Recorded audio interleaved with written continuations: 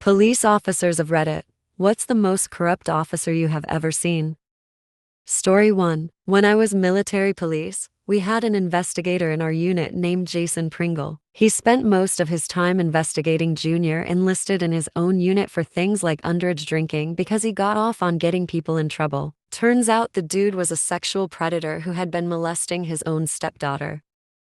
Story 2. Off-duty police officer was drunk driving and crashed into a man on the highway and killed him. He never went to jail. Officer got a call of a break-in and were given the description of the suspect. They instead shot and killed the homeowner who was fighting off the suspect. They shot the homeowner like 7 times. That officer is still working instead of being charged with homicide.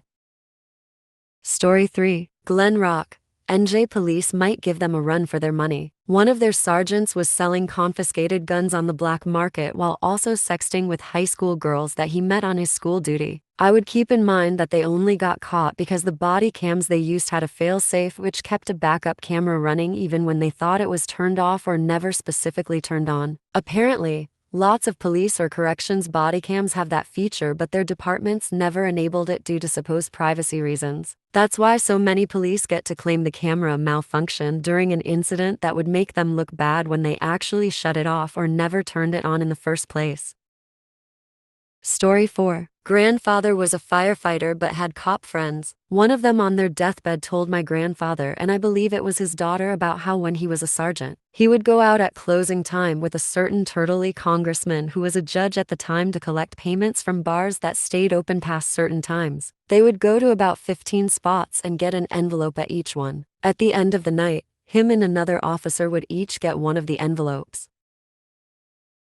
Story 5. I'm in Northern Ireland and this wasn't me, but I have a story. It happened in the 80s and my mum knew the sister of the man who was killed. There was a police officer that liked to drink at the local pub and everyone knew it. One night he is almost blackout drunk when he gets into his car, so drunk in fact that someone else had to put the keys into the ignition and turn them for him. They sent him off anyway. And to everyone's complete surprise, he plows into a young man on a motorbike and kills him. He was so drunk he wasn't even aware of what happened, and I believe he just fell asleep in his car at the scene. When all was said and done, investigation concluded, he kept his job, his license and his freedom, while the family of the man who was killed were told it was just a freak accident and no one was at fault. Everyone in the community knew exactly what had happened. The officer faced 0 consequences, and it didn't even stop him from drunk driving.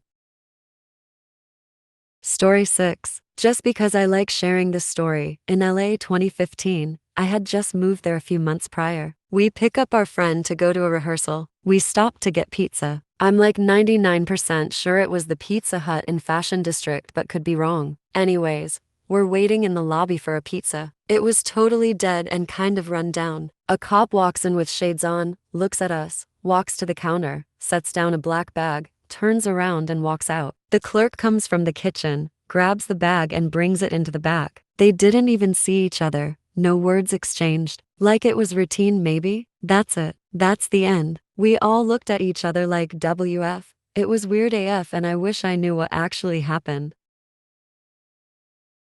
Story 7. My great-uncle worked for the LAPD until about 15 years ago. He was the most racist boss I've ever met in person. He used to get drunk and brag about hurting people on the job. One time he told us that he got called to a domestic dispute and the woman who had been abused was hysterical, so he hit her some to calm her down. He was eventually forced to retire with full benefits. Turns out he was abusing my great-aunt too. She left him and we haven't seen him since. Good riddance.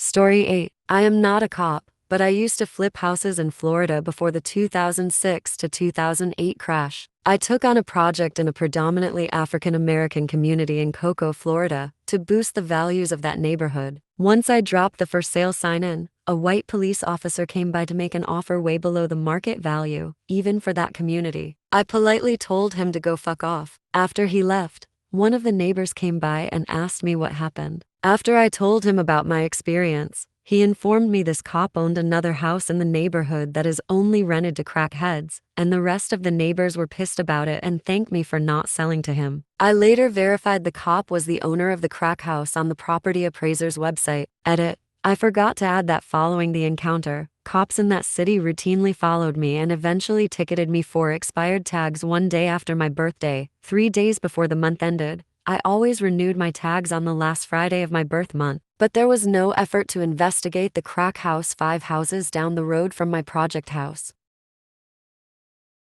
Story 9. My kid's grandfather was a corrupt cop, caught up in a huge corruption sting in Nuz in the 90s. Mafia underworld related. He had a choice: dob in your bosses and be a witness, or go to jail. He chose to snitch. His family was moved interstate, witness protection for 10 years, rent paid for 10 years. He and his wife given new jobs, them and their kids given new names, etc. After 10 years, got a payout of $500,000 and no longer in witness protection. He was corrupt AF and literally got rewarded. 10 years rent-free and $500,000. They missed out on nothing. Traveled back to see their family often. I met the son, fell pregnant, and he dropped the bombshell at 6 months. Hey babe, I'm in the WPP. My real name is. Sadly, that relationship didn't last. He's dead now. My kid's grandfather. Some story she'll have to tell her own kids.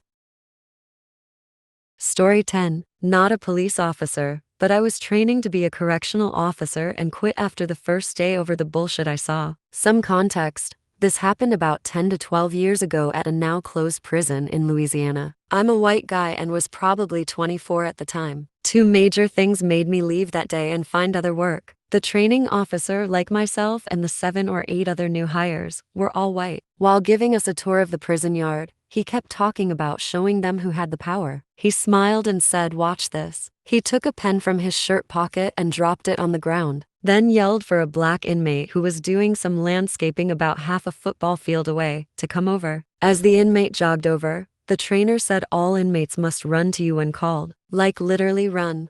Once the inmate got to us and said, "Yes, sir," the trainer told him to pick up his pen and hand it to him. The inmate said, "Yes, sir," and did it. The trainer then said, "Go back to what you were doing." Again he said, "Yes, sir," and jogged back. This was in the July humid heat BW. The trainer and other hires all did this chuckle together as I thought to myself, what the fuck did I just see? Later, I was put in one of the housing units to shadow the 2 officers there supervising the inmates. A white guy and a black guy. They took me to some bunks to show me how to do shakedowns and look for contraband. They had the inmate stand by his bed as they just wrecked his shit. I get you have to be thorough, but this being done is another power trip move. The black officer finds a copy of the black inmate's Quran, holds it up, and starts asking him, "You really believe this shit?" And goes on to mock his religion. I'm not a religious guy, but again, I thought, what the fuck? I finished the day, and as soon as I left, I called my old boss to see if I could come back. Thankfully, they were happy to have me back.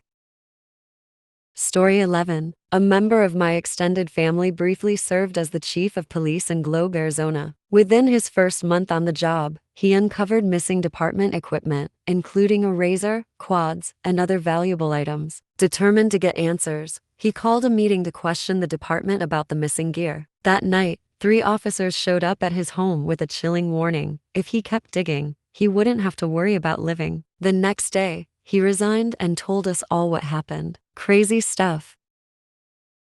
Story 12. My piece of shit stepdad worked for the LAPD, and the shit he would normalize his colleagues doing was insane. Strip clubs on the clock, giving someone an extra bit of beating while arresting them because they were mouthy, intentionally using holds and locks that made it more likely they would injure suspects, rampant racism amongst the white officers, the list goes on. LAPD is probably one of the most corrupt forces in the US, behind Last and Nipped.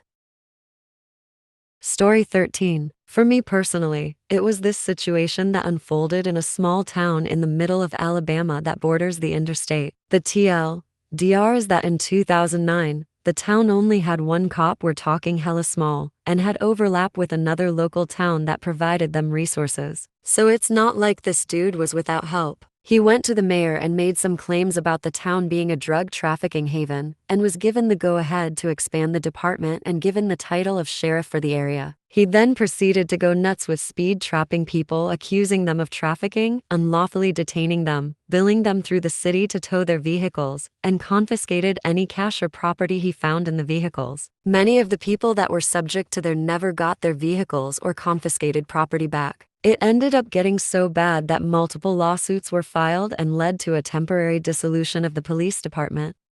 Like, comment, and subscribe. Thanks for listening to Digital Apathy.